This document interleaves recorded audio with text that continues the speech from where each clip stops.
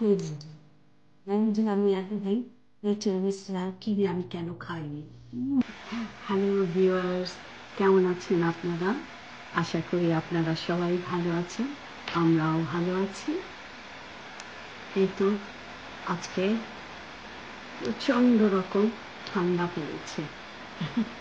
এখন বাজে 11টা, বাট বাইরের ওয়েদার মনে হচ্ছে ভোর 6টা বাজে। আর দেখাবো আপনাদেরকে বাইরের ওয়েদারটা কি অবস্থা, একদম কুয়াশায় ঢাকা। আজকে ঠান্ডাও পড়েছে, বেশ ঠান্ডা পড়েছে। আর এই ঠান্ডার সময় আমাকে এত কষ্ট দেয় ঠান্ডা, আমার একটু ঠান্ডায় অ্যালার্জি আছে। আমি আসার পরে আসলে এখানকার উইন্টারটা আমি সেভাবে অ্যাডপ্ট করতে পারিনি। এত বছরও, প্রায় 11 বছর হয়ে গেছে এসেছি। আজকে আমার গ্রিন টিও নাই, গ্রিন টি শেষ হয়ে গেছে। তো একটু কফি বানাচ্ছি, একটু ব্ল্যাক কফি, পানি গরম বসিয়েছি, খাবো, একটু ব্ল্যাক কফি খাবো। চলেন আপনাদেরকে বাইরের ওয়েদারটা একটু দেখাই। খুব মন চাচ্ছে আপনাদেরকে দেখাতে। দেখেন কি অবস্থা, দেখেন 11টা বাজে, দেখেন ওয়েদার। আর প্রচন্ড রকম বাতাস। ভোর 6টা বাজে। কি টাইগার, বাইরে গিয়ে ফিরে আসলা কেন? হ্যাঁ, ঠান্ডায় ঠান্ডায় পোষায় নাই তোমার? হ্যাঁ, যাবা না বাইরে? যাও, বাইরে যাও। মায়ের সাথে রাগ দেখায় তো বাইরে গিয়েছিলে, যাও। বিপদে না পড়লে তো বাবা মার কথা সন্তানদের মনে থাকে না। চলে, দাঁড়াতে পারছি না, প্রচন্ড রকম ঠান্ডা।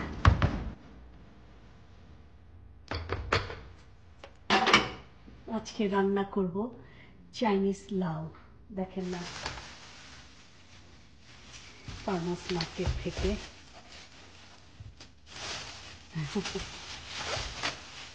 চাইনিজ লাউ কিনে এনেছে, ভালোই কচি কচি আছে। তো আজকে একটু লাউ দিয়ে, একদম হালকা মশলা দিয়ে, একটু ক্যাটফিশ দিয়ে রান্না করব। আজকে বাইরের ওয়েদারের জন্য 11টা বাজে, কোনো রোদ নাই, কিছু নাই, ঘরের ভেতরে অন্ধকার অন্ধকার। আর আমার দিনের বেলা লাইট জ্বালাতে আমার একটুও ভালো লাগে না, দিনের আলোটা নিতেই আমার কাছে বেশি ভালো লাগে। আজকে কয়টা দিন না মনটা খুব কাঁদছে বাংলাদেশের জন্য। খুব মনে হচ্ছে যে একটু বাংলাদেশে যেতে পারতাম। মনে হচ্ছে আব্বাকে কতদিন দেখি না। মেয়েদের জীবনটা এরকমই, তাই না? বাবা মা কষ্ট করে লালন পালন করে, তুলে দেয় অন্যের সংসারে, একদম ওই সংসারটাকে আপন করে, ওই সংসারের বাবা মা ভাই বোন সবাইকে আপন করে আমাদেরকে মানিয়ে চলতে হয়, ভালোবাসতে হয়। এবং আল্লাহ পাকের কি অদ্ভুত নিয়ম দেখেন, সত্যি সত্যিই কিন্তু আমরা পারিও। ওই ফ্যামিলিটাকে আমরা একদম নিজের ফ্যামিলি করে ফেলতে পারি। ওই বাবা মাটাকে নিজের বাবা মা, একদম নিজের বাবা মার মতো ভালোবাসতেও কিন্তু পারি। আমরা ভালোবেসেও ফেলি, উপরে একদম নিজের বাবা মার মতো অধিকার খাটাই। এবং তারাও আমাদের উপরে একদম ঠিক নিজের বাবা মার মতো করেই শাসন করেন, ভালোবাসেন। আসলে এটাই তো ফ্যামিলির শিক্ষা। আমাদের বাবা মারা তো আমাদেরকে এটাই শিখিয়েছেন। আমার মা তো সবসময় বলতেন, আমার মাকে যেমন দেখেছি, আমার দাদু বেশিরভাগ সময়ই আমাদের বাসায় থাকতেন। আমার আম্মাকে প্রচণ্ড রকম ভালোবাসতেন এবং উনি সবসময় বলতেন, আমার দাদু, যে আমার বড় বৌমা আমাকে যেভাবে আদর করে, যেভাবে আমার সেবা যত্ন করে, আমি অন্য কোথাও গিয়ে আমি ওই সেবা যত্ন, ওই আদরটা পাই না। যে কারণে দেখা যেত আমার দাদু বেশিরভাগ সময়ই আমাদের কাছেই থাকতেন। আম্মার গোছলের কাপড় দেখা যেত যে আমাদের বাসায় যে সমস্ত হেল্পিং হ্যান্ডরা থাকতো তারা ধুচ্ছে, বাট আমার দাদু গোসল করলে কোনো দিন দেখি নাই যে আমার দাদুর কাপড়টা আমাদের বাসার হেল্পিং হ্যান্ডরা ধুয়েছে, কোনো দিন না। আমার মা সবসময় দেখতাম যে আমার দাদু আগে গোসল করতেন, তারপরে আমার মা গোসলে ঢুকতেন। উনি গোসলে যখন ঢুকতেন তখন আমার দাদুর কাপড়টা আমার মা নিজে হাতে ধুতেন। আমরা সারা জীবন দেখেছি, যতদিন উনি বেঁচে ছিলেন আমার মাকে দেখেছি।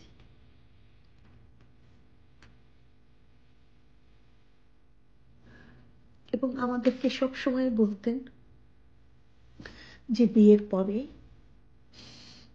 ওটাই তোমাদের প্রথম বাড়ি, ওনারাই তোমাদের বাবা মা।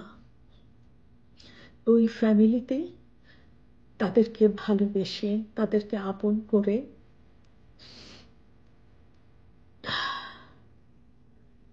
থাকতে পারাটাই হচ্ছে ক্রেডিট।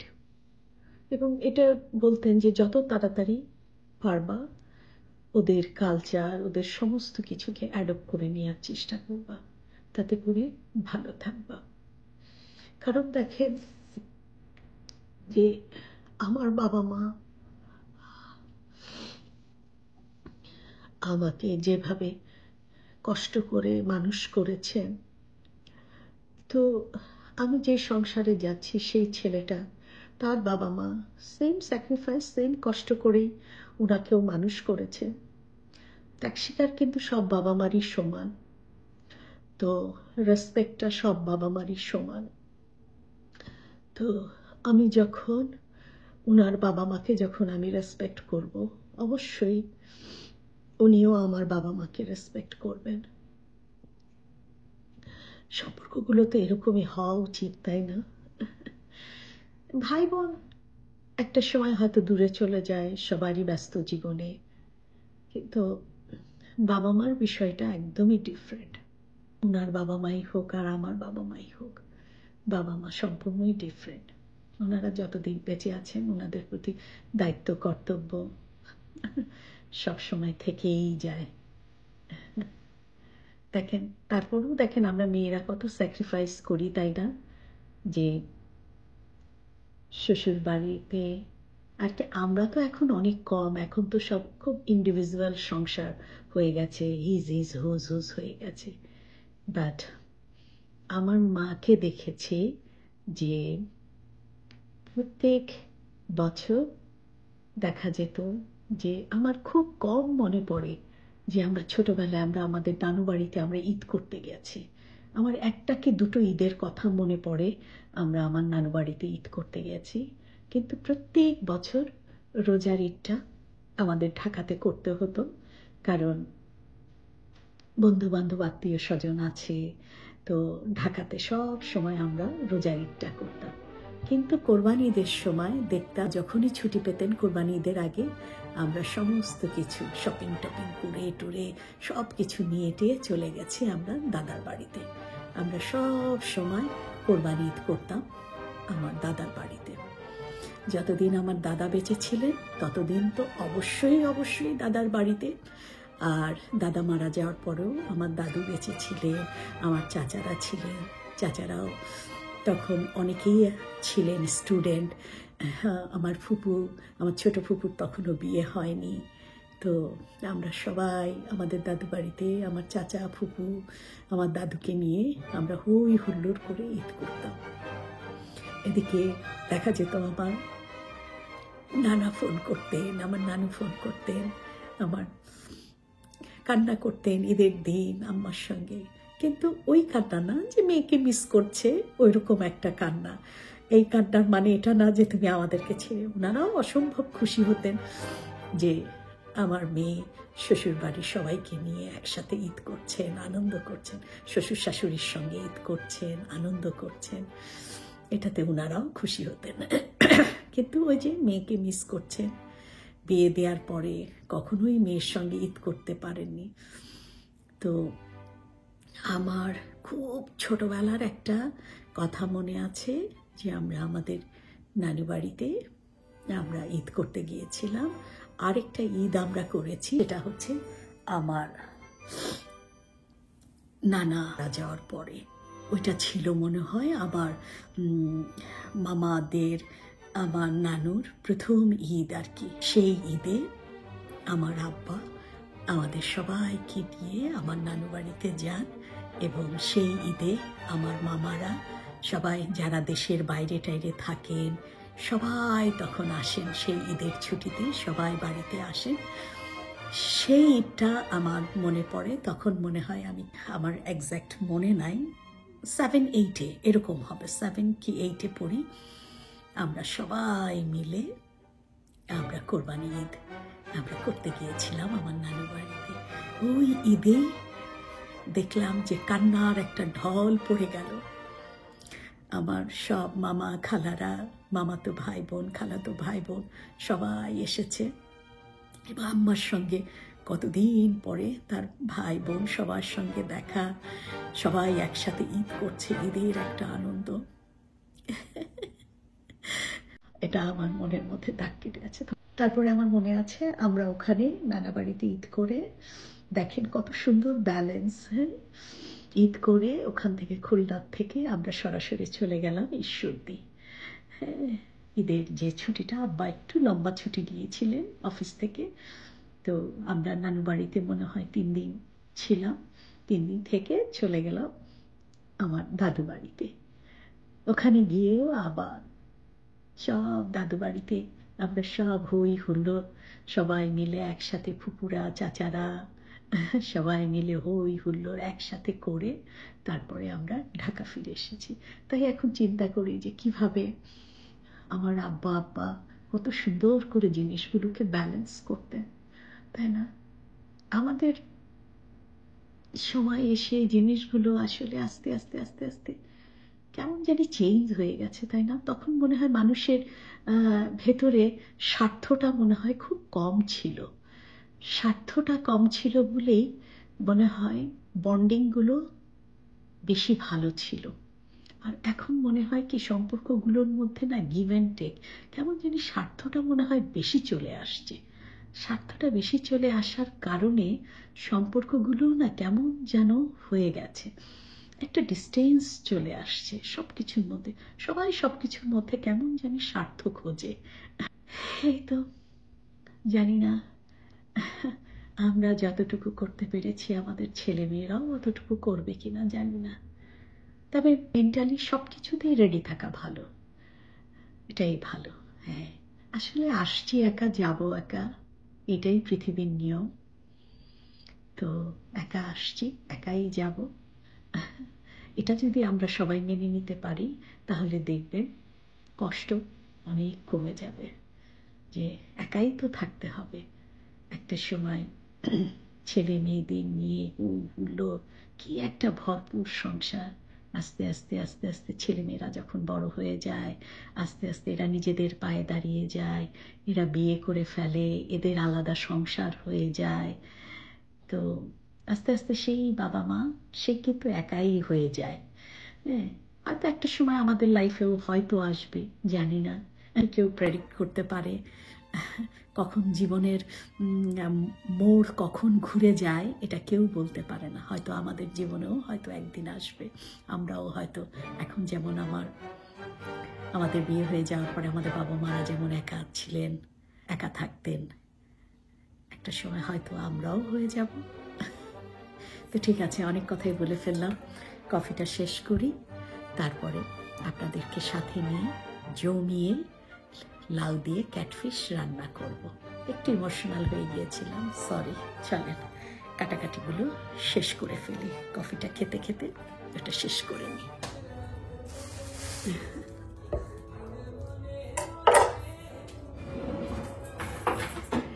লাউগুলো তো মনে হলো প্রচন্ড রকম কচি, এভাবেই ছিলে নিব কিনা চিন্তা করছি।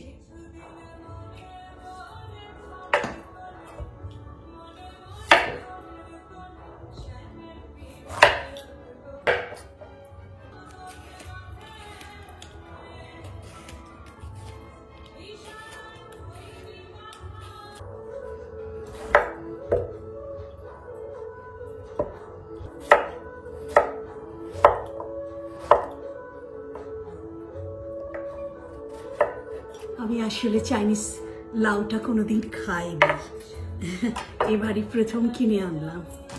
আমি সবসময় আমার যখন লাউ গাছ ছিল না, আমি বাজার থেকে এই দেশি লাউয়ের সিজনে লাউটাই কিনে এনে এনে খেতাম। এবারে প্রথম আমি চাইনিজ লাউটা কিনে এনেছি, দেখি কেমন।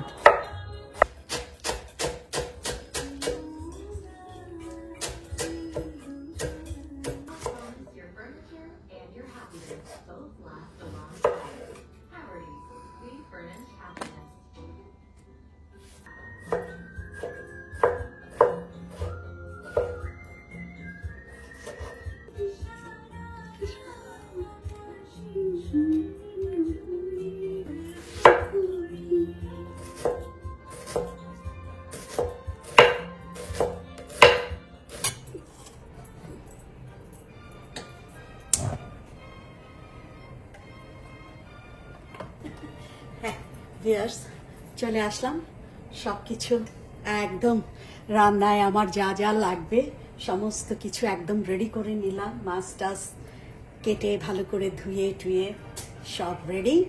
তো চলেন বরাবরের মতোই আড্ডা দিতে দিতে রান্নাটা শুরু করে ফেলি। আমি অলরেডি চুলাটা ধরিয়ে দিয়েছি, দিয়ে দিচ্ছি তেল।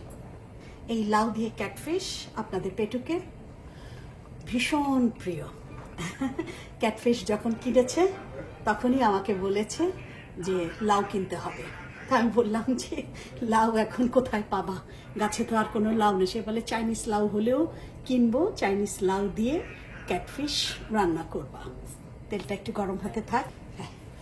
আমি একটু গোটা জিরা আমি একটু ফোড়ন দিব। বিসমিল্লাহ।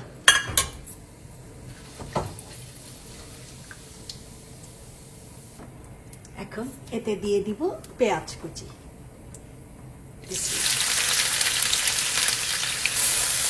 লাউয়ের তরকারিতে যত মশলা কম দিয়ে রান্না করবেন তত মজা, কারণ লাউয়ের কিন্তু নিজস্ব একটা টেস্ট আছে। আমি ছোটবেলা আমার নানু যতদিন দেখেছিলেন, দেখতাম যখন আমার নানু আমাদের বাসায় বেড়াতে আসতেন, দেখতাম প্রতিদিন আমার নানুর জন্য লাউয়ের তরকারি রান্না হতো। বেচারির ডায়াবেটিস ছিল তো, ভাত তো খেতে পারতেন না, খুব উঁচু লম্বা আমার নানু, খুব টল, বেশ স্বাস্থ্য টাস্থ্য ভালো, খুব আর কি বললো, খুব অসম্ভব সুন্দরী ছিলেন আমার নানু। তো এত লম্বা চওড়া এরকম ওনার বডির স্ট্রাকচার, ওনার তো প্রচণ্ড রকম ক্ষুধা, তো ভাত তো খেতে হতো 1 কাপ মেপে খেতে হতো। তো নানুকে দেখতাম একদম প্রতিদিন যখনই উনি দুপুরে খেতে বসতেন, হয়তো 1 কাপ ভাত, ভাতের সাথে উনি এরকম একটা ওনার একটা বোল ছিল, ওই বোলটা ভরে লাউয়ের তরকারি নিয়ে উনি খেতেন। তো আমরা দেখতাম যে শুধু লাউই উনি খেতেন, হয়তো 2-4টে ভাত লাউয়ের উপরে ছিটাই দিয়ে উনি খেতেন। তো আমরা খুব অবাক হয়ে থাকতাম, মাঝে মাঝে নানুকে দিয়েছে এত লাউ কেন খান নানু? তো বলতে বলে আমার তো এত বড় পেটটা তো ভরতে হবে, লাউটা তো পানির মতো, এটা খেয়ে পেটটা ভরি, তাহলে তো আমার ক্ষুধা যাবে না, ক্ষুধা মিটবে না। মনে পড়ে এখন মানুষগুলো। আমার আম্মা মারা যাওয়ার ঠিক 4 মাস পরে আমার নানু মারা যান। দুঃখের বিষয় হচ্ছে আমার নানু তো বেডে ছিলেন, প্যারালাইজ, লাস্টের দিকে অনেক বয়স হয়ে গিয়েছিলেন। তো আমার আম্মা যে মারা গেছেন, আমার নানুকে কেউ বলেনি যে তার মেয়ে মারা গেছে, তার ছোট মেয়ে মারা গেছে। তো উনি মৃত্যুর আগ পর্যন্ত ওনাকে আর কেউ আর সাহস করে বলতে পারেনি যে আমার আম্মা মারা গেছে। কিন্তু সম্ভবত উনি হয়তো টের পেয়েছিলেন।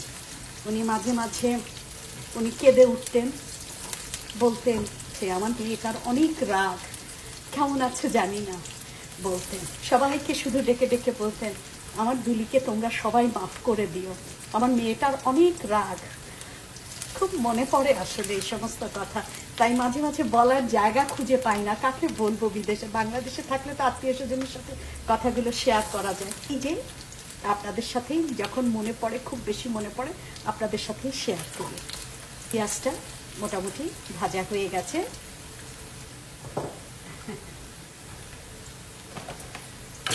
এতে দিয়ে দিব একটা টমেটো, একটু কুচি করে রেখেছিলাম, যেহেতু এতে খুব একটা বেশি মশলা হবে না, একটু টমেটো দিচ্ছি।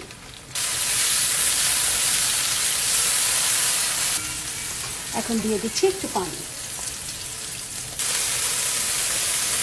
দিচ্ছি লবণ,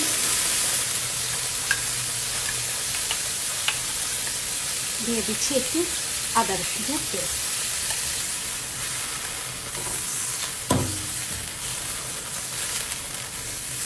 দিয়ে দিচ্ছি সামান্য একটু শুকনো মরিচের গুঁড়া, খুবই সামান্য, ঝালটা হবে কিন্তু আমার কাঁচা মরিচে। দিয়ে দিচ্ছি একটু হলুদের গুঁড়া, দিয়ে দিচ্ছি একটু ধনে গুঁড়া, দিয়ে দিচ্ছি একটু জিরে গুঁড়ো। এখন খুব ভালো করে মশলাটাকে আমি কষাবো। আমি আরেকটু পানি দিয়ে দিচ্ছি।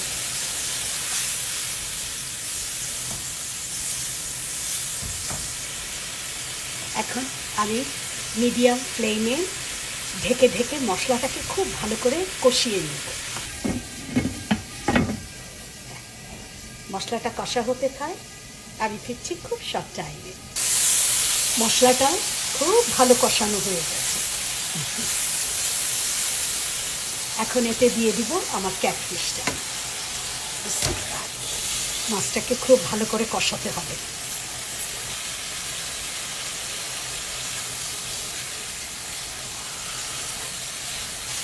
আর ক্যাটফিশ কিন্তু খুব নরম মাছ,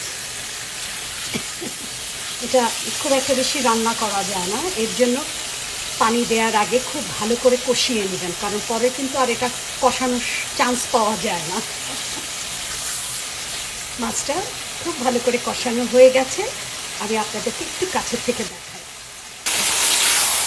মাছটাকে খুব ভালো করে কষিয়ে নিলাম।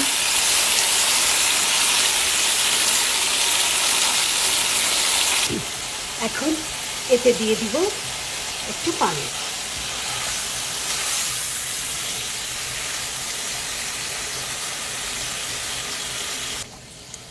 একটু লবণটা দেখে নিই।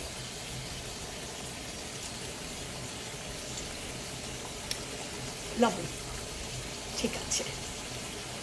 একটু ঢেকে মাছটাকে একটু রান্না করে নিই। জালটা থাকবে মিডিয়াম আছে। কষানোর গন্ধ বেরিয়ে গেছে। এখন মাছগুলোকে আমি তুলে রাখবো।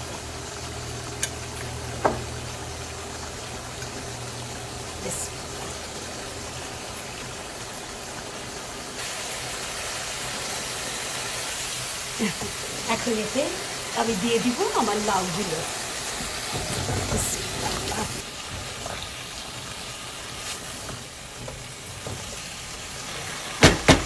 এখন লাউটাকে আমি ঢেকে মিডিয়াম ফ্লেমে রান্না করব, দেখি কি অবস্থা, পানি টানি ওঠে কিনা।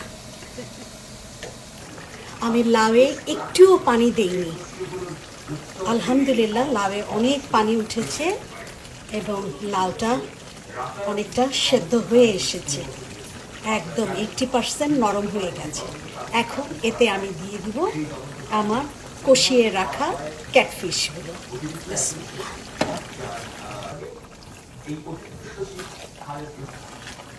হ্যাঁ, এখন এতে আমি দিয়ে দিব সামান্য একটু সুগার। লাউয়ের তরকারিতে সবসময় একটু সুগার ব্যবহার করবেন, এর আগেও আমি বলেছি, এতে করে লাউয়ের স্বাদ অনেক গুণ বাড়িয়ে দেয়।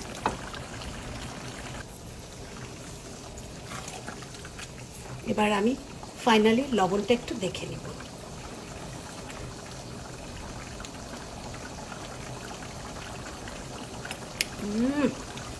খুব ভালো, টেস্ট করবা? এখন এতে দিয়ে দিব আমার টমেটো।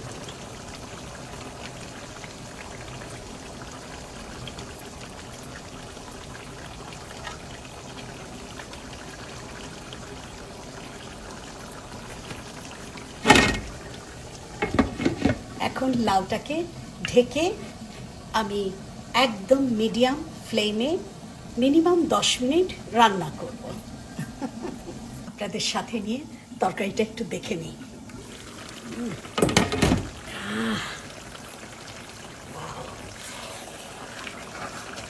দেখুন কি অসম্ভব সুন্দর হয়েছে তরকারিটা, এক ফোঁটা পানি দেই নেই, লাউয়েই পানি উঠেছে, এই লাউয়ের পানিতে লাউ সেদ্ধ হয়ে একদম সুন্দর তরকারিটা রান্না হয়ে গেছে। আশা করি খেতে অসম্ভব ভালো হবে। এখন এতে দিয়ে দিব ধনেপাতা।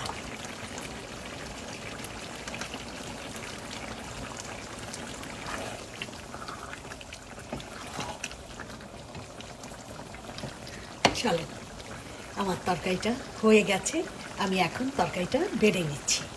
বিসমিল্লাহ।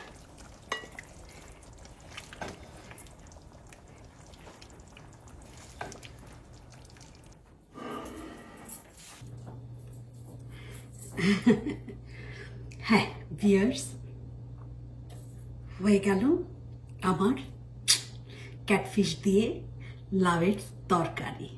অসম্ভব মজা। আমি তো আগেই বলেছি, আমি তো আপনাদের সঙ্গে আমাদের দেশি লাউ, আমার নিজের গাছের লাউ রান্না করা তরকারি আমি খেয়েছি এবং আপনাদেরকে আমি রান্না করা দেখিয়েছি। আজকে এই প্রথম আমি রান্না করলাম চাইনিজ লাউ।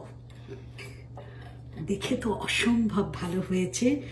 রান্নাটা খুব তাড়াতাড়ি নরম হয়ে গেছে এবং আমাকে কোনো পানি ব্যবহার করতে হয়নি। আমি তো খুব কাছের থেকে এত সুন্দর লুক আপনাদেরকে তো আমি দেখাবই, দেখেই তো লোভ লাগছে। হ্যাঁ, তো আশা করি রান্নাটা আপনাদের পছন্দ হয়েছে। আমি একটু টেস্ট করে দেখি, যেহেতু চাইনিজ লাউ আমি কখনো খাইনি, এই প্রথম, তা আমি একটু টেস্ট করে দেখি।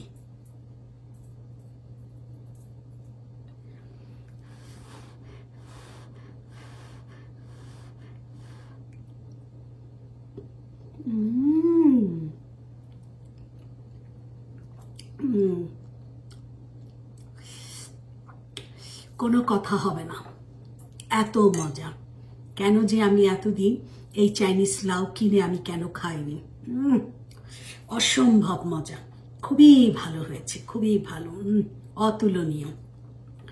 তো আপনাদের কাছে যদি ভালো লেগে থাকে আমার রান্নাটা, আমার ভিডিওটা, অবশ্যই অবশ্যই লাইক, শেয়ার এবং কমেন্ট করতে ভুলবেন না কিন্তু। আর হ্যাঁ, যারা এখনো আমার চ্যানেলটাকে সাবস্ক্রাইব করেননি, প্লিজ প্লিজ প্লিজ আমার চ্যানেলটাকে সাবস্ক্রাইব করে দেবেন। আর কি, বরাবরের মতোই খুব কাছে থেকে আমার রান্নাটা দেখানোর আগে আমি আপনাদের কাছ থেকে বিদায় নিয়ে নিচ্ছি। ভালো থাকবেন, সুস্থ থাকবেন, আমাদের জন্য দোয়া করবেন। আল্লাহ হাফেজ। বাই।